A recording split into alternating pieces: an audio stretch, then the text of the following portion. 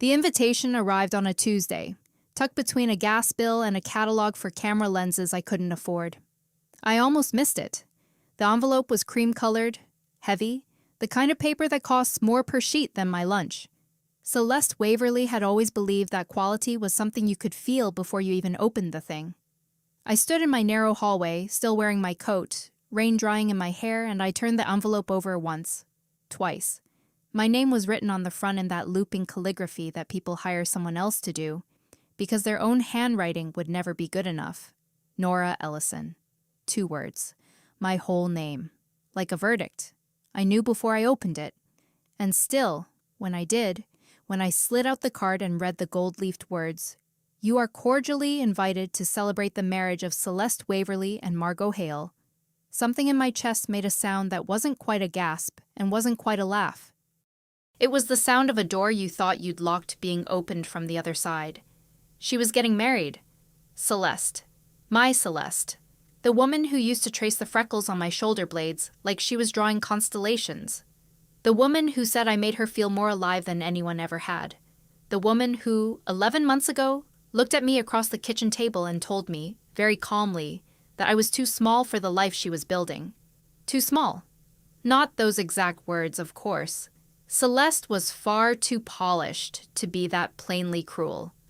What she actually said was something like, "You're so talented, Nora, but my world is expanding, and I need someone who can expand with it." She said it like she was offering me a compliment wrapped in a dismissal. Like being let go was a kindness she was doing me. I had sat there with a mug of tea going cold between my palms, and I had nodded.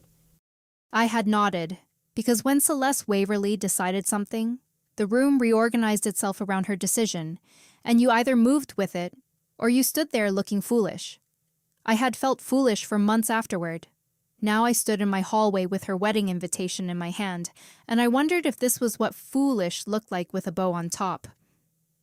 Before I continue, if you enjoyed this story, I share lots of steamy, uncensored stories on my Patreon page, which is linked in the description. Details are in the description and comments. Be careful. It's very, very hot inside. The invitation sat on my kitchen counter for 4 days. I put it face down after the first day, but I kept walking past it the way you walk past a bruise you keep accidentally pressing. On the 5th day, I called June. Juniper Wells had been my best friend since art school, back when we were both 22, and convinced we were going to be the most important creative voices of our generation. June had pivoted to makeup artistry and was now legitimately brilliant at it. I was still photographing other people's important moments and hoping one of them would feel important to me someday. We had lunch every Sunday, and she was the only person on earth allowed to tell me the truth, without softening it first. "She wants to see you cry," June said, before I'd even finished explaining. She was on speaker while I developed prints in my studio's darkroom, and her voice cut through the chemical smell like always. "She wants you to show up alone in the wrong dress, still heartbroken, so she can feel like she won." "I know," I said. "So don't go." "I know," I said again, which meant something different this time. June was quiet for a moment. "Nora, I'm not going to give her that," I said. "I'm not going to be the sad ex-girlfriend in the back row, but I'm also not going to hand her the satisfaction of staying home." "You are going to do something I'm going to need a full briefing about, aren't you?" "I don't know yet," I admitted. "I just know that Celeste sent that invitation because she expects me to arrive looking like someone she left behind, and I refuse. I refuse to be that image for her." I refused, but I also had no plan. For another 3 days I had no plan. And then the plan found me, the way things sometimes do. When you stop trying to manufacture a solution and just walk into the world and let it hand you one. It happened at the Aldrich Gallery opening. I had been hired to photograph a private exhibition curated around a collection of contemporary sculpture, the kind of art where you're never sure if you're supposed to understand it or just acknowledge it. The gallery was all white walls and dramatic lighting, and people in expensive clothes having quiet, meaningful conversations.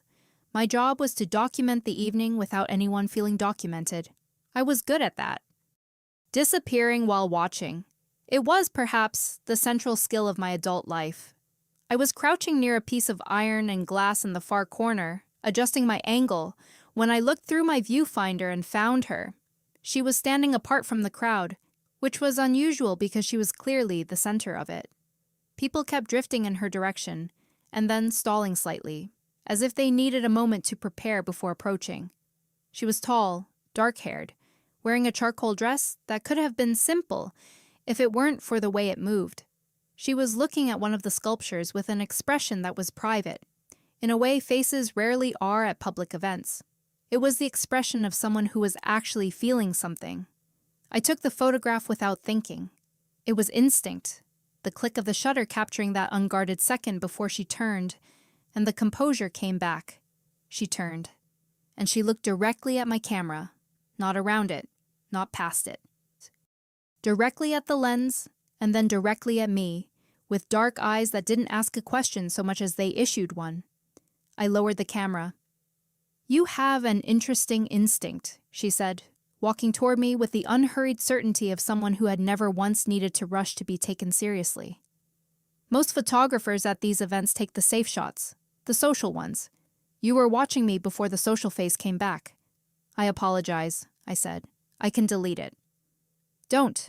She tilted her head slightly. "I'm curious what you saw." "Something real," I said, before I could stop myself. Then I flushed. "I mean, you were responding to the piece genuinely. It's actually rare. People at these things perform appreciation more than they feel it." She studied me for a moment. Not the way most people studied things, as a form of evaluation. The way you study something you're trying to understand. "Valentina Cross," she said, and extended her hand. The name hit me the way names sometimes do when you've heard them so many times, in such specific contexts, that hearing them in person feels slightly wrong, like meeting a character from a book. Valentina Cross. Celeste had said her name at least 30 times across the 2 years we were together, and never warmly. Valentina Cross, who owned the Meridian Hotel Group and 3 restaurants and had once been profiled in a magazine as the most quietly powerful woman in the city. Valentina Cross, who Celeste had called intimidating, then brilliant, then impossible, then infuriating, in ways that always sounded less like professional admiration and more like jealousy that had nowhere to go. "Nora Ellison," I said, and shook her hand. Her grip was firm, brief, and warm. "You work for the gallery?" "I was hired to document the opening." "Were you?" She glanced at my camera. "And what do you do with photographs of real expressions when no one commissioned them?" "I keep them," I said. "They're the only honest ones." Something shifted in her face. Not a smile exactly, more like the decision to allow one, held back for reasons I couldn't see yet. She was called away then, by someone who clearly needed to be seen speaking with her. She left with a small inclination of her head toward me. Not quite a bow, not quite an apology. I watched her go and felt something I couldn't name yet, like the shutter clicking before I'd consciously decided to take the picture. I saw her twice more that evening, once across the room, watching the same sculpture again from a different angle. Once by the coat check, standing alone for exactly 30 seconds before someone found her. And in that 30 seconds she looked briefly, like a woman who was very good at being watched, and very tired of never being seen. I was walking out into the rain when she appeared beside me under the awning. "You're Nora Ellison," she said, as if confirming something she'd looked up. "You photographed the Whitmore wedding, and the Delacroix retrospective." "Yes. I heard your work described as the kind that makes people look like themselves, instead of like their best performance. That's either a compliment or a criticism, depending on the client," I said. She did smile then. It was the kind of smile that arrived quietly and left a mark. "It's a compliment from me." She paused. A cab moved through the rain-wet street, its headlights pulling long yellow stripes across the pavement. "You looked like you wanted to say something to me earlier. Something you decided against." She was perceptive in a way that made honesty feel like the only option. "I did," I said. "But it was personal, and we'd just met." "It still is, and we still have. Say it anyway." I stood in the rain-cool air and looked at this woman. This elegant, unsettling woman who Celeste had measured herself against for years, and I thought about Celeste's invitation, sitting on my kitchen counter at home, about the cream paper and the gold leaf, and the photograph she was building of herself as someone who had moved up and moved on. And I made a decision that felt insane, and also, underneath the insanity, exactly right. My ex-girlfriend is getting married in 2 weeks, I said. She invited me. I think she wants to see me show up broken and alone so she can close the chapter feeling like she won. I don't want to give her that. And I was wondering, which is absolutely ridiculous, and I understand if you tell me to get in a cab right now, if you would consider coming with me, as my date. Valentina Cross did not laugh at me. She didn't recoil or look amused in the patronizing way I had braced for. She was quiet for what felt like a full minute, looking out at the rain. And then she asked, very calmly, "What is your ex-girlfriend's name?" I told her. Something moved across her face, swift and controlled. Celeste Waverly. You know her. She spent 3 years trying to be invited into rooms I already owned, Valentina said carefully. The feeling was not mutual. She turned back to me. And she left you. She said I was too small for her life. Valentina looked at me for a long, considering moment. The rain was soft around us, misting the streetlights into halos. Here is what I'm willing to do, she said at last. I will attend the wedding with you. But if we do this, you cannot arrive the way she's expecting. Not just better dressed or better accompanied. You have to arrive like someone who finally understands her own worth. Can you do that? I don't know, I said honestly, but I'm willing to try. Then I'll pick you up at 7 on Saturday. The rehearsal dinner is Friday, I assume? How did you... She would never miss an opportunity for 2 events, Valentina said. She pulled a card from her clutch and held it out. Send me the details. And Nora... She paused, and there was something precise about the way she said my name, like she was placing it carefully. I'm not doing this to be a weapon. I know, I said, although I hadn't been entirely sure until she said it. Good, she said. Neither am I. She walked to her waiting car, and I stood under the gallery awning in the rain for a while after, feeling something I hadn't felt in 11 months. Not happiness exactly, not relief. Something smaller and more particular. The sense that I was allowed to take up space. I met her at her hotel the following Wednesday, at her invitation. She said she wanted to understand what I was walking into before she walked into it beside me. I took a cab through the noon traffic to the Meridian, which was the kind of hotel that didn't need to announce itself, because the architecture did it for you. Pale stone facade, tall windows, the hush of a building that had decided long ago that noise was for other people. Her office was on the top floor, not the top floor of the hotel exactly, but an executive floor that felt curated, quiet, lit by the gray bright light coming off the city through wide windows. She was standing at her desk, reviewing something on paper when I arrived, and she looked up and said, "Sit wherever makes you comfortable." And I chose the armchair by the window, because I liked having the light behind me, and she noticed that immediately. "Photographer habit?" she asked. "I like knowing what the light is doing," I said. She sat across from me and asked me about Celeste. Not in a probing way. She asked with the specific attention of someone who wanted information they could actually use. I told her the version I told almost nobody. Not the cleaned-up story of 2 people who grew apart. I told her about the 2 years of feeling like a draft someone kept meaning to revise, about how Celeste could make me feel absolutely chosen in a room full of people, and then, in private, let me feel like an afterthought. About how I had believed for a long time that the problem was my smallness. My apartment was too small. My ambitions were appropriately but not impressively sized.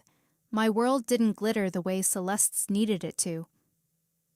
She made you feel like the scope of your life was a personal failure, Valentina said. It wasn't a question. She didn't mean to be cruel, I said, and then heard how that sounded, and stopped. She was cruel, Valentina said, not unkindly. People who need everyone around them to be smaller so they can feel sufficiently large are always cruel. They just do it in palatable ways. She looked at her hands briefly. I've been in rooms with Celeste Waverly several times over the years. She has always wanted what she doesn't have, When she had you, she wanted the life she thought was beyond you both. Now she has a wealthy fiancé and a beautiful wedding, and she's invited her ex-girlfriend because she wants you to see it, and she wants you to feel it. Yes, I said. She wants your pain as a trophy. Yes. Then we won't give her pain, Valentina said. We'll give her something much harder to bear. She stood and moved to the window, looking out at the city with an expression that was not unkind, but was absolutely certain. We'll give her your happiness. I should have felt the performative quality of that, the choreographed nature of the whole plan, but sitting across from Valentina Cross in that light-filled room, something about her certainty felt less like strategy and more like someone who understood exactly how it felt to be reduced.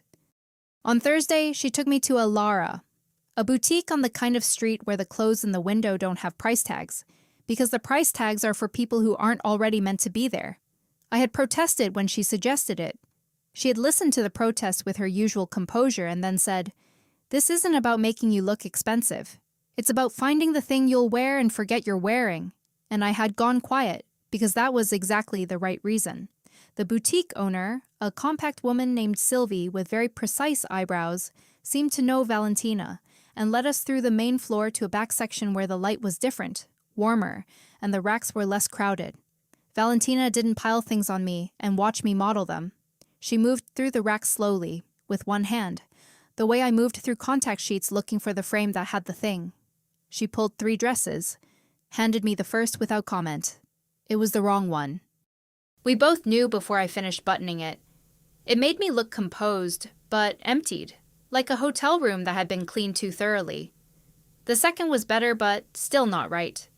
It asked me to be someone taller and sharper than I was. The third was the color of the sea on an overcast afternoon. Not gray, not blue. Somewhere specific between them. And when I put it on and stood in front of the long mirror, I was quiet for a moment, because it looked like me. Not a dressed-up version.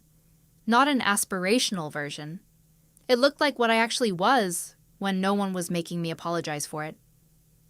"That one," Valentina said, from where she leaned against the wall with her arms crossed and her expression calm and very slightly warm. "That one," I agreed. In the cab back to my studio, with the dress in a bag on my lap, she asked about my photography. Not the professional resume version. She asked what I photographed when no one was paying me. I told her about the project I'd been working on quietly for 8 months. A series of portraits of women in the moments just after something ends, the seconds after a performance is over, or a conversation closes, or a long wait finally stops. The expressions that happen when people think no one is looking. "That's the project that matters," she said. "It's not the project that pays," I said. "Not yet," she said. And she said it with such complete lack of doubt that I felt the future rearrange itself slightly. She dropped me at my studio, and I stood on the wet pavement, watching the car leave, my dress bag in hand, feeling things that were not supposed to be part of the arrangement. Feeling seen, which was the thing I had not felt in so long I'd almost stopped recognizing its shape. The rehearsal dinner was on Friday evening at a restaurant called Marin's, which was the kind of place that had been in all the right magazines, and had a waiting list, and served food in quantities that were more about composition than hunger. I arrived in a black dress that was not the sea-colored one, which was for tomorrow, and I arrived with Valentina Cross, who wore deep burgundy, and somehow made the room around her look like it had been arranged specifically to frame her. I felt the shift before I even found Celeste. It moved through the room ahead of us, a soft current of recognition and attention, because Valentina was the kind of woman whose presence rearranged the social geometry of any space she entered. People straightened, conversations paused and reoriented, and I, who had spent 2 years being the woman slightly behind Celeste, felt something extraordinary. I felt the attention move toward the person beside me, and instead of shrinking in its wake, I stood inside it. Celeste found us in the second minute. I saw her across the room, and she was beautiful, as she always was, in ivory silk that made her dark hair vivid. She saw me. I watched her face do the thing it did when she encountered something that contradicted her expectations, a tiny, rapid recalibration behind the eyes, too fast for most people to catch. I caught it because photography had trained me to see what happened before the performance settled. She crossed the room with her arms slightly open in the way of someone who had already written the scene in her head. "Nora," she said, and kissed the air beside my cheek. "I'm so glad you came." And then her gaze moved past me to Valentina, and something happened in her expression that was more complex than surprise. It was the particular expression of someone who has been outplayed in a game they thought only they were playing. "Valentina," she said, and her voice was exactly as warm as it needed to be to hide the rest. "Celeste," Valentina said. "Congratulations." 2 words, perfectly delivered. Warm as marble. Margot appeared beside Celeste, and she was lovely and clearly nervous in the specific way of someone who suspects the room is holding a conversation she hasn't been given the key to. I liked her almost immediately for that vulnerability. She shook my hand and Valentina's with genuine warmth and said she'd heard wonderful things about my photography, which made me think she'd heard nothing at all because Celeste would never have spoken about me in wonderful terms. The dinner arranged itself around us. We were seated, by Celeste's design, near, but not beside her, close enough that she could observe. I noticed her noticing. I noticed Margot noticing Celeste noticing. Valentina was remarkable at dinner. She was warm, funny in a dry way that surprised me, and completely at ease in the way of someone who had attended 1,000 of these events and stopped finding them threatening decades ago. She kept her hand near mine without making it a statement. When someone asked how we'd met, she said, "She photographed something true when she thought I wasn't looking," and I felt the warmth of that move through me. Celeste came to us during the dessert course, alone, while Margot was occupied with her mother. "You look wonderful, Nora," she said, and she meant it as a test. She was watching my face for what was underneath. "Thank you," I said. "And it's so lovely that you brought—" She gestured slightly toward Valentina, who had been pulled into a conversation on my other side, and kept her voice low. "Someone. You always struggled at these things when you didn't know people." I looked at her steadily. "I know people," I said. "I always did. I just stopped explaining myself to the wrong ones." Something flickered. She regrouped. "I hope you're not making this into something it isn't," she said, which was her way of saying that she hoped exactly that and was not pleased. "Celeste," I said, "you invited me to your wedding. I accepted. That's all this is." She held my gaze for a moment and then smiled the smile that had always made me feel like I was failing some invisible test. "Of course," she said, and returned to her table. Valentina had heard enough. She said nothing, which was better than anything she could have said. She refilled my water glass, and I loved her for the simplicity of it. In the cab back to my apartment that night, we were quiet for a long time. The city moved past the windows, all wet light and late traffic. "She's still watching you," Valentina said finally. "She wants something from your reaction. She doesn't know what yet, but she needs something from you." "She always did," I said. "That was the thing. She needed me to adore her. When I started needing things back, it became a problem." Valentina turned to look at me. "What did you need?" "To feel like I was actually there," I said. "Like my presence mattered for itself." "Not as an audience." She was quiet for a moment. "I know how that feels," she said, and it was the first time she'd said something that was purely private. Not advice, not strategy. Something she'd handed me from inside herself. I almost said something then. But the cab stopped at my building, and the moment reorganized itself, and we said goodnight, with the comfortable tension of people who are standing very close to a thing they haven't named yet. I didn't sleep well. The wedding was the following afternoon, at a sea-facing estate 40 minutes from the city, the kind of venue that existed specifically to make life look like a film set. I dressed carefully, the sea-colored dress, my hair done simply. A little more effort in the places where I usually made none. June had come over in the morning, because June was June, and had done things with my face that made me look like myself, but with the volume turned up. "You look like someone who knows where she's going," June said, which from her was the highest available compliment. Valentina arrived precisely at the time she said she would, in a car that waited quietly at the curb. She got out when I came through the lobby door, and she looked at me for a moment before she said anything. "That's the right dress," she said. You picked it, I said. You wore it, she said. Those are different things. She was in midnight blue, severely elegant, and she looked at me the way I looked at photographs that had turned out to be something more than I expected. We drove mostly in silence. Comfortable silence, the kind that takes time to build. The sea appeared at the edge of the road eventually, a flat gray-silver presence below a wide sky. I held my camera in my lap, habit. Are you photographing the wedding? She asked. I wasn't hired to, but I photograph everything. What will you photograph today? I thought about it honestly. True things, I said. The estate was everything Celeste would have wanted.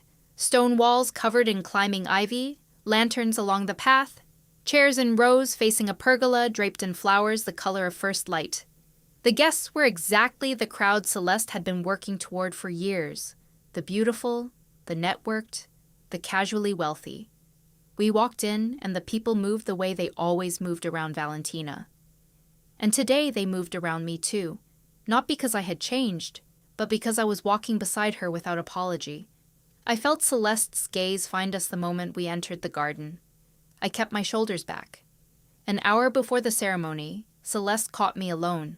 I had stepped away to a quiet corner of the garden to get some air, something I'd always needed at crowded events, and she materialized beside me with a glass of champagne she handed me, like it was a peace offering. I'm glad you came, she said, and this time she sounded almost sincere. You already said that, I said. I mean it differently now. She turned slightly, her profile against the sea. She was so beautiful. She had always been so beautiful. And part of my heartbreak had always been that her beauty had stopped feeling like mine to love, and had become just another way she outpaced me. I hope you know what you're doing, she said, quietly. With Valentina. She doesn't invest herself in people, Nora. She's impressive, but she's not warm. Not really. That's interesting, I said, because she's been warmer to me in 2 weeks than you were in 2 years. Celeste went still. I'm not saying this to hurt you, I said, which was true. I'm saying it because you're about to get married to someone who looks at you like you're the answer to everything, and you're over here worrying about me. That seems like the wrong focus. She looked at me for a long moment, and I saw something I hadn't expected. Not malice, not manipulation, just want. The old, complicated want that had never figured out what it actually needed. You were always the best of them, she said softly. I just didn't know how to keep you without making you smaller. I felt the wound of that. I felt it open and breathe. Goodbye, Celeste, I said, gently but finally. I walked back toward the guests, and Valentina was there, not hovering, not performing protectiveness. She was simply there, standing in the filtered afternoon light, and when she saw my face, she asked nothing. She just handed me her glass of water, because she had noticed, over the past 2 weeks, that I always needed water when I was holding a lot of emotion, and I drank it and stood beside her, and felt the wound close enough that I could breathe. The ceremony was beautiful, objectively. Margot wept, prettily and genuinely, and I found myself wishing her something real. She deserved something real. The reception moved inside as the evening cooled. Tables with candles and flowers, and that particular golden light that makes everything look like it means more than it does. I danced with Valentina, which we had agreed was part of the fiction, but which felt almost alarmingly real. The way she held me was not performative. It was considered, her hand at my waist not pressing, but present. Warm. Certain. How are you doing? She murmured. Surprisingly well, I said, and surprisingly angry. Those tend to arrive together, she said. She told me I was the best of the people she'd loved, I said, like that was supposed to help. Valentina pulled back slightly to look at my face. What did you say? Goodbye, I said. Something moved through her expression. It was brief and quiet and looked like relief. Then things complicated themselves, the way they do at weddings when everyone has been drinking beautiful wine, and the emotional stakes have been raised by the public declaration of love between two other people. Celeste, during the toasts, said something that was delivered like warmth and landed like a needle. She thanked all the guests who'd journeyed to celebrate, and then her eyes found mine briefly, and she said, "Especially the ones who came a long way to be here." And her voice had just enough weight on it to mean something other than geography. It was small, but I heard it, and I had spent enough of my life interpreting Celeste's small signals to know exactly what it meant. Nora came a long way because she is still in orbit around me. That was what she meant. I put down my champagne glass carefully on the table and stood. "Excuse me," I said to Valentina, who watched me with quiet attention. I crossed the room and I stood in the open space near the toast area. Not dramatic, not loud, not asking for a scene, but audible. "Celeste," I said pleasantly. She looked at me. The room felt its way towards silence. "I want to thank you for the invitation," I said. "I wasn't sure I'd come. And now that I'm here, I'm glad I did. Not for the reason you sent it. Not as a reminder of anything, or a trophy in a story you're telling yourself tonight. I came because I needed to stand in a room and remember that I don't need to be invited to justify existing in it." I looked at her, steady, not unkind. "Congratulations," I said. "I mean that." And I sat back down. The room realigned. Celeste smiled the smile she had perfected, but it didn't reach anything real, and Margot, across the table, was looking at her new wife with the expression of someone revising an equation. Valentina looked at me. "That was you," she said softly. "Yes," I said. "Not for me," she said. "No," I said. "That was entirely for me." She looked at me for a long moment, and something in her face did something I had not seen it do. It opened slightly, just at the edges, like a window that had been shut for a long time being moved on its hinge for the first time, not thrown open but made to know it could be. We stayed through the first of the dancing, and then I said I needed air, and she came with me, and we stood on the stone terrace overlooking the water, the sea black and starred below us, the sound of the music faint behind us. "Thank you," I said, "for this, for all of it." "Nora," she said and stopped. "What?" She was looking at the sea. "I stopped thinking of this as strategy days ago," she said. "I want you to know that. Whatever happened at the dinner, the boutique tonight, that wasn't performance for me. Not after the first day." I turned to look at her profile. "I don't get close to people easily," she said. "I've spent a long time being the person people want access to, not the person people want. Do you understand the difference?" "Yes," I said, without hesitation. "I spent 2 years being the person someone loved performing for, not the person they wanted to understand." She turned to look at me then, and the light from inside the venue was behind her, and she looked like something I would have photographed. Real, a little exposed, extraordinarily composed, and underneath that composition, something tender and somewhat frightened. "What happens after tonight?" she asked. "I don't know," I said. "What do you want to happen?" "I want to find out who you are when you're not surviving something," she said. "And I want to see your photography, not the commissioned work, the true things." Something in my chest did something complicated and warm. "I'd like that," I said. We stayed on the terrace longer than we meant to, talking about things that had nothing to do with Celeste, nothing to do with the wedding, nothing to do with the plan that had brought us here. She told me about the first hotel she'd bought, a crumbling property on a coastal town she'd loved in her 20s, and how she'd spent a year restoring it herself, or trying to, hiring craftspeople, and learning things she had no business not already knowing. She said it was the last time she'd felt fully engaged with something, because it was hard. "I've made everything too easy since," she said. "I'm good at what I do, and I've stopped being surprised by it." "What surprises you?" I asked. She looked at me with something that was almost a smile. "Right now." "You," she said.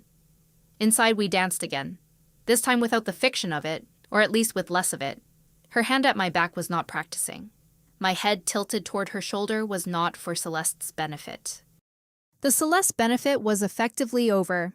Celeste was doing something with her wife and her family somewhere in the warm golden room, and we had stopped being a performance and become something else. Something quieter and considerably more important. When the song ended, she didn't step back immediately. I looked up at her, very close. "Valentina," I said. "Yes," she said, which was an answer to something I hadn't finished asking. The kiss was brief and certain, her lips warm against mine, her hand tightening once at my waist, and then releasing in a restrained way that felt like everything she was holding back. I pressed into it for exactly the moment it lasted, and then we were both very still, standing close in the middle of a wedding reception. "That was not part of the plan," she said. "No," I agreed. "Good," she said. We left together. In the car, driving back through the dark coastal road with the sea occasionally visible on our left, she held my hand in a way that was simple and complete. We didn't talk much. I rested my head against the window and watched the night go past, and felt things settling. The way things do when you've been braced against something for a very long time, and it's finally over. Not because it was defeated, but because it stopped mattering as much as something else. At my building, she walked me to the door. "Tonight was," I started. "I know," she said. "I'm not sure what I want next," I said. "I want to be honest about that. I spent tonight doing something that started as survival and ended as—" I couldn't finish the sentence cleanly. "I know," she said again. "And I need you to know that I'm not going anywhere because of the uncertainty. I'm patient, Nora. I just need to know that when you choose me, it's because you want me, not because you need someone to carry you away from her." "That's fair," I said. "Sleep," she said, "and photograph your true things. And when you're ready, I'll be in the city." She left. I stood inside my door for a long time before I moved. The next 3 weeks were the strangest of my recent life. Valentina and I spoke, texted, had coffee once in the long window booth of a place near my studio, where the light was good and she watched me work from my laptop and asked good questions. We were moving toward each other slowly, with the care of people who had both been careless before and knew the cost. But there was something between us that hadn't been resolved. I felt it in the pauses in our conversations, the moments when she pulled back just slightly, when the warmth behind her eyes became careful instead of open. I understood it when she said, one evening over the phone, "I want to make sure you're choosing your life now, not just choosing against hers." That was it. That was the thread I needed to pull. I spent a week with my photographs, not the client work, the true things, the project I'd been building in silence for 8 months, the portraits of women in the seconds after something ends. I went through every frame, looking at what I'd actually captured, looking for the story I'd been telling without knowing its name. And I found Valentina in the first photograph I'd ever taken of her, the one from the gallery opening, the one where she was alone with a piece of sculpture, and something true was happening in her face. Looking at it now, I could see what I'd seen that night through the viewfinder. A woman who was tired of being seen as powerful and not as human. A woman who wanted to be loved rather than revered. I'd been photographing her story before I knew her. I called June. "I need to put together a show," I said. "How fast?" "As fast as we can make it real." June knew people who knew people, which was her greatest professional gift. And 2 weeks later, I had a small private installation in a gallery in the Arts District.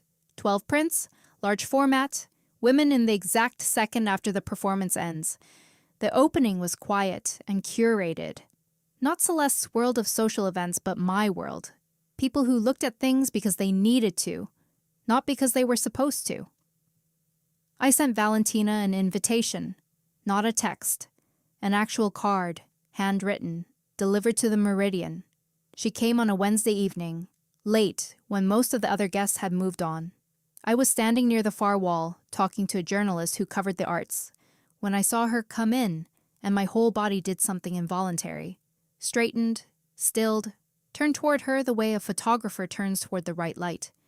She moved through the room slowly, looking at each print. She stopped longest at the last one, which was the photograph of her from the gallery. I had printed it large and hung it at the end of the series with the title, "The Woman Who Thought No One Was Looking." She was still looking at it when I came to stand beside her. "You included this," she said. "It belongs in the series," I said. It's the most honest thing I've photographed all year. She turned to look at me. I'm not in this because I survived Celeste, I said. I want you to know that. I'm in this because you're the first person in years who made me feel like my presence was a discovery rather than a convenience. You looked at my photographs and took them seriously before you took me seriously, which is exactly right because the photographs are the truest part of me. You remembered what I said I needed. You gave me back to myself without asking for anything in return. Her face was doing the thing I'd seen at the gallery that first night. Something genuine moving through the composure. I came here thinking I would stand in the back and support you quietly, she said, because that seemed like the appropriate distance. I don't want you at an appropriate distance, I said. I want you close, not as rescue, not as revenge, not as armor. Just you. Nora, she said, and my name in her voice was the most exact thing I had ever heard. I fell for you somewhere between the boutique and the rehearsal dinner, I said. And then I panicked because I didn't know if I was falling for you or falling away from her. I spent 3 weeks figuring that out. The answer is that those things are not the same. I am completely done with her, and I am completely undone by you. And those are separate facts that just happen to have arrived in the same season. She put her hand against my face, her palm warm, her thumb brushing my cheekbone with the careful tenderness of someone handling something they've been afraid to touch. I've been lonely for a very long time, she said quietly. Not in the obvious way, in the way where you're surrounded by people and still completely alone, because no one is actually reaching you. You reached me the first night. That photograph reached me before you said a word. I know, I said. I saw it in your face when you looked at it. She kissed me, and it was different from the wedding. Not restrained, not performed, not careful. It was the kind of kiss that happens when two people have been walking slowly toward each other and finally close the distance, and the world around us, the gallery and the quiet guests and the photographs on the white walls. All of it was still and warm and present and exactly right. June, from across the room, made a sound that was half cheer and immediately converted into a cough, and Valentina laughed against my mouth, which was a sound I had not heard from her yet, genuine and a little startled, and I fell the rest of the way in that moment, fell completely, freely, without the brace against impact. Months passed in the way that good months do, faster than they should, and fuller than you expect. I shot 3 commissions that led to a 4th, which led to a magazine feature, which led to conversations I had never expected to be having. The portrait series was picked up by a gallery in another city, and then another, and I was photographing true things and being paid for them, which felt like the realization of something I'd barely let myself want. Valentina was, in private, everything I had not known to hope for. Attentive without being possessive, present without disappearing into work, capable of being reached in the way that she had told me she feared she wasn't. She came to my studio sometimes and sat in the chair by the window without needing to talk. I developed prints while she read, and we existed in the same space, with the ease of people who had been doing it much longer than they had. She took me to the Coastal Hotel, the crumbling one she had restored in her 20s, which turned out to be the most beautiful of all her properties. Small, sea-facing, full of the particularity of someone who had done the work with their own hands and their own love. We spent a weekend there in early spring, and I photographed everything. The stone steps, the salt-bleached shutters, the light over the water in the morning, and Valentina on the terrace with her coffee and her eyes on the horizon, unaware, fully herself. That photograph became the one I put on my studio wall when I moved into a larger space. Moved because I could afford to. Moved because the work had finally grown into the room it needed. I heard, through June, who heard through someone who was always in the right place to hear things, that Celeste and Margot's marriage was struggling. I felt no satisfaction in that. I felt a small, clean sadness, the kind you feel for something that could have been beautiful if the people inside it had known themselves better. I hoped Margot found what she needed. I hoped Celeste eventually learned the difference between wanting someone to complete her image and wanting someone to know her. It was not my work anymore to hope for her. I had my own work. A year after the gallery opening, Valentina and I attended an event together, a fundraiser gala for an arts foundation she'd been supporting for years. We arrived together, openly, without any architecture of excuse or arrangement. She held my hand at the entrance, and I held her hand back, and the city's social geometry rearranged itself around us. And for the first time in my life, the rearrangement felt like it was making room for me, rather than reminding me of my smallness. Someone took our photograph. I saw it later, on a phone someone else was holding, Valentina and I at the entrance, the light on us both, and I was looking at something across the room. But Valentina was looking at me, and in her face was the expression I had photographed at the art gallery, that first unguarded night. Something real, something she had stopped hiding. I didn't keep it because someone else took it. I kept the image in my head instead, filed in the place where I kept the truest things. The crack of light under a studio door, the shutter clicking before the moment passes, the particular sound of a name said by the right person in the right way. Nora, she had said, that first evening outside the gallery in the rain, placing it carefully, like she already knew it was something she would want to hold. I looked at Valentina across the gala room, and she turned as if she felt the gaze, and the smile that moved across her face was the private one, the one that was mine. Not the composed public one, not the elegant social one. The one that had nothing to perform and everything to mean. I raised my camera, and I took the photograph.